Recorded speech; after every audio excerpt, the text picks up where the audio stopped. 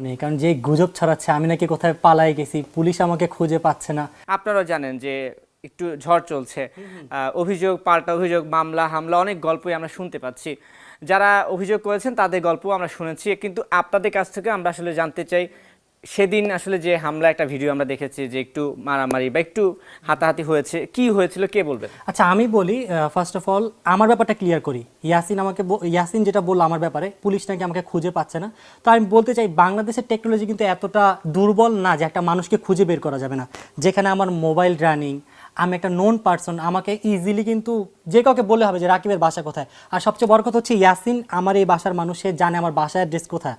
তার নানা নানুর সন্তান আমি, সে কি আমার ব্যাপারে জানে না? সে সব জায়গায় আমার নামে মিথ্যাচার চালায় যাচ্ছে আজ থেকে 5 মাস ধরে। যেহেতু অভিযোগটা এসেছে অন্তরার নামে, তাই তো? সো আমি একটু অন্তরার কাছে জানতে চাই, যেহেতু আপনি ওখানে ছিলেন, আপনি একটু বলেন যে কি হয়েছিল মূল ঘটনাটা। মেইনলি